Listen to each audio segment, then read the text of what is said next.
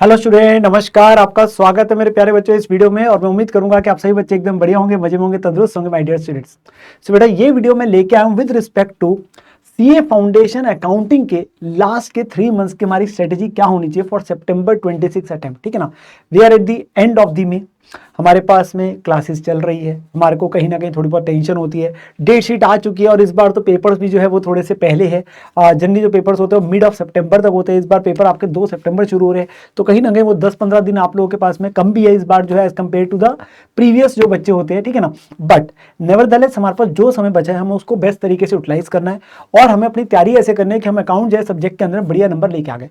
तो यहाँ पर बेटा मैं जो वीडियो आप लोगों के साथ डिस्कस करने वाला हूँ इसको अंत तक सुनेगा, बिकॉज बहुत सारे आप लोगों के लिए टेक अवेज मिलने वाले। ठीक है ना, तो स्टार्ट करिए जरा डिस्कशन को। Yes sir. So my dear students, जैसी मैं बात करता हूँ बेटा स्ट्रेटेजी फॉर सितंबर 26 लास्ट 3 मंथ्स को लेके, सबसे पहले मैं आता हूँ कि यार कैटेगरी ऑफ स्टूडेंट। तो यहाँ पर मैं क्या होता है, डिफरेंट टाइप्स ऑफ स्टूडेंट्स की बात होती है। सबसे पहले होते हैं वो स्टूडेंट जिन्होंने मई 26 में ही पेपर दिए थे, पर पेपर उनके एक्सपेक्टेशन के हिसाब से नहीं हुए, तो उन्हें लग रहा है यार हम रह जाएंगे और हमें अगली बार के लिए तैयारी करनी। या फिर जो एलिजिबल तो थे बट अपीयर नहीं करे, हेल्थ इश्यूज या कोई भी और प्रॉब्लम है जिसकी वजह से उन्होंने पेपर ही नहीं दिए। ठीक है ना, तो वो ऑब्वियसली अब सितंबर में पेपर देंगे। देखिए, इन सेट ऑफ स्टूडेंट्स के लिए सबसे इंपॉर्टेंट बात क्या है कि इनकी क्लासेस ओवर हो चुकी है। तो जब इनकी क्लासेस ओवर हो चुकी है तो they just need to revise it. तो इन्होंने टारगेट बनाना है कि अपनी 2 से 3 बार रिवीजन करनी है बढ़िया तरीके से। और इसको लेके अलग से वीडियो भी आई थी कि पेपर जब खत्म हो गए तो अब क्या करें। तो उसमें जिन बच्चों को ये लग रहा था कि हमारे पेपर अच्छे नहीं हुए तो अपनी गलतियों पे काम करना है, अपने रिवीजन प्रॉपर तरीके से करना है। You have adequate time, you don't have any kind of classes, तो मेक श्योर कि आप अपना जो बचा हुआ समय है उसको अच्छे तरीके से यूटिलाइज करें। ठीक है ना आते हैं जो बेटा मेन सेट ऑफ स्टूडेंट्स है जो अभी न्यू स्टूडेंट्स है विच इज एलिजिबल फॉर सितंबर 26 का पहला अटेम्प्ट सितंबर 26 बन रहा है, जिन्होंने अभी रजिस्ट्रेशन कराई थी अप्रैल मई के अंदर में, अप्रैल के अंदर में, जिनकी क्लासेस अभी शुरू हुई है। सो जिन्होंने प्रिपरेशन ही अभी शुरू करी है। अब इसमें 2 सेट ऑफ स्टूडेंट मैं बोलूंगा फिर से। एक वो जो बैच में इनरोल्ड है, बैच का मतलब मान लीजिए आपने पीडब्ल्यू के अंदर में संपूर्णा 1 या संपूर्णा 2 बैच के अंदर में इनरोल्ड है, या आप अपने पास कहीं और पे अपने पास किसी बैच में इनरोल्ड है, आप ऑफलाइन क्लासेस ले रहे हैं तो कहीं ना कहीं किसी बैच में इनरोल्ड है, या फिर आप सेल्फ स्टडी कर रहे हैं, मतलब आप किसी पर्टिकुलर बैच में इनरोल्ड नहीं है। बिकॉज सेल्फ स्टडी वालों को भी कुछ चीजों का आइडिया होना चाहिए, तो इसलिए मैं दोनों को सेग्रीगेट कर रहा हूं। Now coming to this set of students जो हमारे पास आते हैं सितंबर 26 में, जिनका पहला काइंड ऑफ अटेम्प्ट है, जिन्होंने फर्स्ट टाइम देने जा रहे हैं। तो उन कैटेगरीज के बच्चों के लिए बेटा समझिए, जो बच्चे अपने पास बैचेस के अंदर इनरोल्ड है तो कहीं ना कहीं वहां पर भी जो आपका एक्सपेक्टेड सिलेबस कंप्लीशन डेट है ना बेटा 10-15 अगस्त तक जाएगा। ठीक है ना, plus minus few days obviously लग सकते हैं। संपूर्ण 1 बैच में अगर है जो पीडब्ल्यू पे, संपूर्ण 2 बैच में थोड़ा बहुत दिनों का फर्क पड़ेगा। ठीक है ना, तो यहां पर मैं बेटा आपका समय जो रह जाएगा ना सिर्फ 15 से 20 दिन रह जाएगा, कम समय है इस बार, कम समय में मेहनत हूं।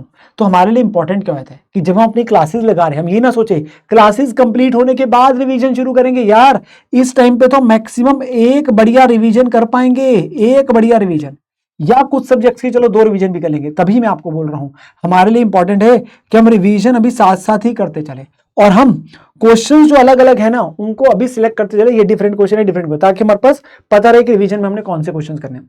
ठीक है ना, तो वो बहुत इंपॉर्टेंट चीज है कि अभी के समय हम अपनी बढ़िया तरीके से तैयारी करें, ताकि बाद में हमारे पास दिक्कत कम हो। क्योंकि सिलेबस आपका सब्सटेंशियल है बेटा, अकाउंट्स का अच्छा खासा सिलेबस आपका, मेजॉरिटी +1 +2 का सिलेबस आता है। ऑब्वियसली उसके अंदर भी कुछ न्यू चीज आती है, कुछ न्यू चैप्टर्स आते हैं, तो हमें बढ़िया तरीके से तैयारी करनी होती है और हमारे पास समय होता है कम। तो उसके अंदर में हमें अच्छी तैयारी जब करनी है ना, और हमारे पास बाद में समय कम मिलना है, हम सितंबर का टाइम टारगेट करें, तो हमें अभी से इन चीजों का ध्यान रखना पड़ेगा। Now coming to the points जिन चीजों का हमें ध्यान रखना बेटा, सबसे पहले आता है कॉम्प्रिहेंसिव कवरेज। दैट मीन्स जब भी हम इंस्टीट्यूट का पेपर देने जा रहे हैं तो इंस्टीट्यूट के द्वारा जितनी भी चीजें ना बेटा वो हमें अपने पास टिल डेट सारी कंप्लीट करनी चाहिए। मींस आईसीआई का जो स्टडी मटेरियल है, आरटीपी, जो मॉक टेस्ट पेपर थे एमटीपी होते हैं, और जो पीवाईक्यूज होते हैं। अब ये करने अगर हम ये अच्छे से कर लेते हैं ना तो फिर ऑब्वियसली बात है हमारा पेपर अच्छा जाएगा ही जाएगा। प्लीज समझिए, क्योंकि कंटेंट कहीं ना कहीं से यहीं से ड्राइव हो रहा है। अब यहीं पे अगर हम अपने पास में ये करते हैं कि हम कुछ चीजें कवर ही नहीं कर रहे हैं, हम छोड़ के जा रहे हैं, तो फिर वहीं पे प्रॉब्लम आती है। ठीक है ना, तो जो बच्चे मान लीजिए मेरे से पढ़ रहे हैं, मैं एक आइडिया दे रहा हूं आपको, तो जो बच्चे मेरे से पढ़ रहे हैं तो मेरी बुक के अंदर बेटा मैंने कवर करके 100% स्टडी मटेरियल, आरटीपी एमटीपी आपका मई 26 अटेम्प्ट तक के सारे कवर्ड है, पीवाईक्यू भी जैन 26 तक का आपका कवर्ड है। तो जैसे जो बच्चे मेरे से पढ़ रहे हैं उनको सिर्फ क्या करना है, बाद में सिर्फ एक करना है, सितंबर का जो आरटीपी आएगा वो भी आएगा, और जो अभी मई 26 का पेपर हुआ था तो उसका लिए आप लोगों को सेपरेट वीडियोस इसी चैनल मिल जाएगा। इसी प्रकार से मैंने क्यों बताया, इसी प्रकार से आप जिस भी टीचर से पढ़ रहे हैं, आप ऑफलाइन पढ़ रहे हैं, आप ऑनलाइन में कहीं और क्लास पढ़ रहे हैं, कहीं पे भी है, तो आपको ये इंश्योर करना है कि आपको पता होना चाहिए कि मेरे पास में कवरेज कहां तक है। स्टडी मैट नॉर्मली 100% हर किसी कवर होता है भाई। जो होता है RTPYQ होगी वो कौन से अटेम्प्ट तक के कवर है, ताकि आपको बैलेंस अटेम्प्ट्स के करने हैं वो देखने हैं। तो आपको ये आइडिया होना चाहिए कि किस टीचर की बुक में कौन से RTPYQ कौन से अटेम्प्ट तक के कवर है, तो वो एक आइडिया होना चाहिए। हाँ, जो बच्चे अब सेल्फ स्टडी कर रहे हैं वो बच्चे अपने पास में प्राइमरली किसको फोकस रखते हैं, सिर्फ ICA के स्टडी मैट को, ठीक है ना। तो बेटा वो स्टडी मैट तो 100% अपने एंड पे कवर करे, और वो उनको मैं एडवाइस करूंगा कि आप RTPCA को एटलीस्ट पिछले 4 से 5 अटेम्प्ट के जरूर करें। एटलीस्ट इतने बेर मिनिमम करने ही करने हैं जो बच्चे एटलीस्ट सेल्फ स्टडी कर रहे हैं, ठीक है ना। तो उनको ये एडवाइस है कि वो अपने पास में करे, बिकॉज आप किसी बैचेज में इनरोल नहीं है, आप सेल्फ स्टडी कर रहे हो, तो उन चीजों का ध्यान रखना है। Now the second important thing is writing practice. Since देखिए आपका सब्जेक्टिव पेपर है, 3 घंटे का, 100 नंबर का। बच्चों को सबसे बड़ी दिक्कत क्या आती है, एक तो सिलेबस की तैयारी करना। हमें कोशिश करनी है कि हम सिलेबस पूरा करेंगे 100%। हम अभी से ये नहीं सोचेंगे कोई चैप्टर हम छोड़ेंगे, चाहे वो कोई छोटा चैप्टर है, आसान चैप्टर है लाइक BRS, चाहे वो कोई बड़े चैप्टर जिनको करने में समय लगता है, वो फाइनल अकाउंट्स के चैप्टर है, चाहे सिंगल एंट्री के चैप्टर, कोई भी चैप्टर, ठीक है ना।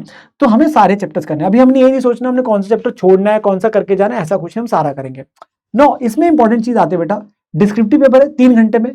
बच्चों को दिक्कत ये आती है कि पेपर कई बार कंप्लीट नहीं हो पाता। अब हमारी स्पीड लास्ट के 10 दिनों में तो बढ़ेगी नहीं, तो हमें कोशिश करनी है हम राइटिंग प्रैक्टिस अभी से रखें। तो जो भी आपको होमवर्क दिया जाता है, जो भी रिस्पेक्टिव टीचर आपको होमवर्क देता है, या जो सेल्फ स्टडी बच्चे कर रहे हैं, तो वो भी क्वेश्चन को प्लीज हाथ से जरूर सॉल्व करें। आप सिर्फ क्वेश्चन को कई बार क्या पढ़ते हैं, ऑडिट करते हैं, ये रहा क्वेश्चन, ये रहा आंसर, उससे फायदा नहीं मिलेगा। मैक्सिमम क्वेश्चन की अभी राइटिंग प्रैक्टिस करें, और जब आप 2-4 क्वेश्चन कर लेते हैं फिर टाइमर लगा के देखें कि क्या मैं अपने पास अब एक प्रॉपर टाइम के अंदर कर पा रहा हूं कि नहीं कर पा रहा हूं। तो मान लीजिए आपको 100 नंबर के लिए 180 मिनट मिलते हैं ना जैसे, तो आप देखो क्या मैं 10 नंबर का क्वेश्चन 18 मिनट में कर पा रहा हूं। तो एक आपको आइडिया लगता है कि मैं कितना आपके पास प्लस माइनस चलूं, थोड़ा बहुत चलता है 2-4 मिनट प्लस माइनस, क्योंकि किसी चैप्टर में ज्यादा लगेगा, किसी में कम लगेगा। बट ये नहीं हो सकता 10 नंबर के क्वेश्चन के लिए आप पौना घंटा लगा रहे हैं, 45 मिनट्स लग रहे हैं आपके, तो वहां पे कहीं ना कहीं स्पीड आपकी कम है, ठीक है। तो वो राइटिंग प्रैक्टिस आएगी। Then selection of the different question, जैसे मैंने पहले बोला, हमें अभी से क्वेश्चन सिलेक्ट करते चलने जो डिफरेंट क्वेश्चन है, ताकि बाद में दिक्कत ना आए। में देखो हमें ना अभी से ये बनानी पड़ती है आदत। कोई भी सब्जेक्ट है, जैसे अकाउंट्स में तो फिर भी हम पहले पेपर है 3-4 दिन दे देते हैं, बाकी पेपर्स में नहीं होता। तो आपको आदत बनानी होती है कि मैं उस लास्ट 1.5 डेज 2 डेज की स्ट्रेटेजी क्या रखूंगा। अकाउंट्स में चलो 4 दिन हो जाती है, ठीक है ना, उसकी स्ट्रेटेजी वीडियो आपकी अलग आती है, बट हमें ये ध्यान रखे चलना पड़ता है। तो हमें डुप्लीकेसी को हटाना है, जो सिमिलर टाइप के क्वेश्चन, तो हम अभी से सिलेक्ट करते थे डिफरेंट क्वेश्चन। हाँ, जो बच्चे मेरे से पढ़ रहे हैं उन बच्चों को मैं बैच के एंड तक आते आते मैं क्या करता हूँ, अपनी तरफ से इंपॉर्टेंट क्वेश्चन की लिस्ट भी देता हूँ मेरी बुक से। ये मेरी बुक में से इंपॉर्टेंट क्वेश्चन है जो आप लोगों को करना है, पर वो बाद में आप लोगों को प्रोवाइड करता हूँ, ठीक है ना। फिर आते बेटा avoid the backlog and be regular with classes, very important. Majority बच्चे आप लोग अभी क्लासेस देख रहे हैं, अब आप क्या है, अगर अभी से रेगुलर नहीं रहेंगे बेटा, आप लोग बैकलॉग रखना शुरू कर देंगे, तो फिर दिक्कत आती है बाद में, क्योंकि हमारा टेंटेटिव सिलेबस ही मान के लिए स्टार्टिंग ऑफ अगस्त में खत्म होगा अगर जाके, तो आपका समय पहले ही कम है इस बार। तो उस केस में क्या आपको अपनी रेगुलरिटी मेंटेन करना बहुत जरूरी है। देखिए CA का कोर्स है बेटा, कहीं ना कहीं प्रोफेशनल कोर्स है ना, तो हमें डिसिप्लिन वो चाहिए ही चाहिए, वो कंसिस्टेंसी चाहिए।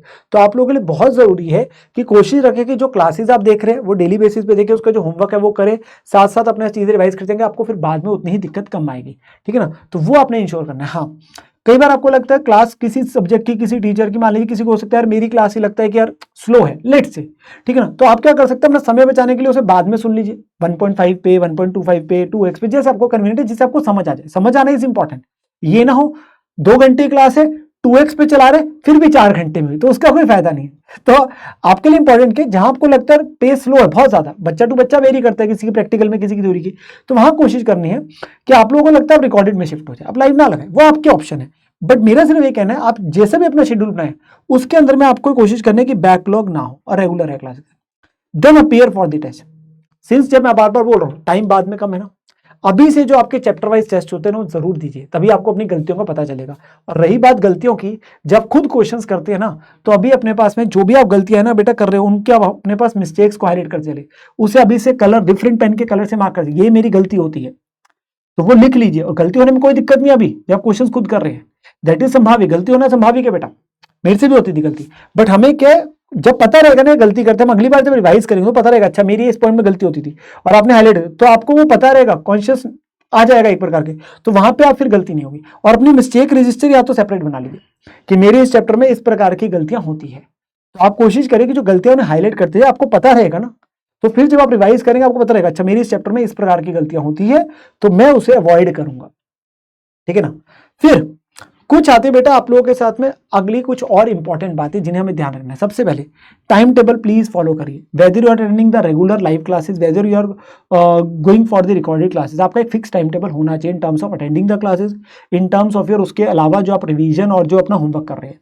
Then quality over quantity. देखिए मैं हमेशा बोलता हूँ बेटा आप कितने घंटे पढ़ रहे हैं वो इंपॉर्टेंट नहीं है, आप जो घंटे पढ़ रहे हैं उसके अंदर में मेरे प्यारे बच्चों आपके लिए इंपॉर्टेंट होता है कि वो आपकी इफेक्टिव स्टडी आनी चाहिए। सो आप चाहे दिन के अपने पास 10 आवर्स की इफेक्टिव स्टडी लेके आए, क्लासेस प्लस होमवर्क रिवीजन मिला के, वो ज्यादा इंपॉर्टेंट है रादर देन कि मैं बोलूंगा 12 घंटे 14 घंटे आप किताबें लेके बैठे, उसका नहीं फायदा। हमें ये चीज है quality is more important than the quantity. Then proper sleep and diet, since it's a long journey, अभी भी हमारे पास 3.5-4 महीने पड़े हैं जब तक हमारे पेपर खत्म नहीं होते, ऑलमोस्ट 3.5 महीने, तो उसमें क्या हेल्थ इज वेरी इंपॉर्टेंट। 5-10 दिन तबियत खराब हो गई ना तो फिर सारा स्टडी शेड्यूल हिल जाएगा। तो बहुत जरूरी है नींद भी पूरी प्रॉपर लेनी है, 6-7 घंटे बेर मिनिमम, डाइट भी आपकी प्रॉपर होनी चाहिए।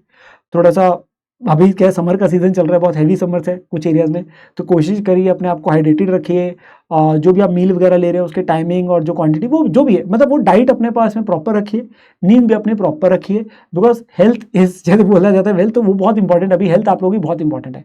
जैसे मैंने बोला तबियत खराब हुई ना, अननेसेसरली 10-15 दिन खराब हो जाएंगे, सारा आपका स्टडी शेड्यूल हिल जाएगा, ठीक है ना। एडिक्वेट ब्रेक्स, बीच बीच में छोटे छोटे ब्रेक्स ड्यूरिंग द क्लासेस जब आप रिवीजन कर रहे हैं बहुत इंपॉर्टेंट है। एंड कोशिश करो अगर आप पूरा हफ्ता अच्छा पढ़ रहे हो तो संडे को 3-4 घंटे अपने लिए निकालिए, वहां पे एक सब्सटेंशियल ब्रेक की आपको जरूरत होती है ताकि आप अगले वीक के लिए रिजुविनेट हो जाए, ठीक है ना, वो अभी जरूरी है, वो अभी जरूरी है। And the last and the important thing is you have to stay motivated and आपके पास पॉजिटिव रखना है। बहुत लोग बोलेंगे यार बहुत टफ है, मुश्किल है, ये नहीं होती पहली बार में, ये वो बहुत सारी चीजें होती है बेटा, बहुत बच्चे पहली बार में ही करते हैं, ठीक है ना, ऐसा कुछ नहीं है। एंड बच्चों को लगता है मैं तो इंटेलिजेंट हूँ, मैं तो एक एवरेज स्टूडेंट हूँ, मेरे +2 में इतने नंबर आए थे, ये आए थे, वो आए थे, ऐसे नहीं बेटा फर्क पड़ता। आप अब कितना एफर्ट डाल रहे हैं उस पर डिपेंड करता है। सो अभी आप बाकी बातों को हटा के अपने एफर्ट पे ध्यान रखिए, एंड मुझे पूरा विश्वास है अगर आप एफर्ट्स ट्रू डालेंगे तो ऑटोमेटिकली रिजल्ट भी अच्छा ही आएगा, ठीक है ना। तो जस्ट ए पॉजिटिव, अपने एफर्ट्स टू डालिए, अपनी मेहनत करते जाइए, बस जर्नी थोड़ी क्योंकि बड़ी है तो आपको 3-4 महीने कंसिस्टेंट एफर्ट्स डालने, ठीक है ना। तो जैसे मैं बोलता हूँ बेटा just you have to believe in yourself, अपने ऊपर विश्वास रखें, अपने एफर्ट्स में किसी प्रकार से कमी ना रखिए, एंड आप लोगों का रिजल्ट बहुत ही बढ़िया आएगा, ठीक है ना। अच्छे तरीके से तैयारी अपने करते रहिए और जो मैंने चीज़ें आपको बताई है उसको फॉलो करिए, और वीडियो के अंदर में कमेंट जरूर करके जाना कि सर हम अपना जो 3 महीने ना उसके अंदर अपना बेस्ट देंगे and we are going to clear September 26। This the promise which I want from you all. अगर आपने वीडियो को अंत तक सुना है तो ये प्रॉमिस भी अपने मेरे को जरूर देके जाना है कि सर हम अपना अगले 3 महीने के अंदर एड़ी चोटी का जोर लगा देंगे और September 26 क्लियर करके दिखाएंगे। चलो मिलते हैं आप लोगों से बेटा अगली वीडियो में, तब तक के लिए take care and bye bye.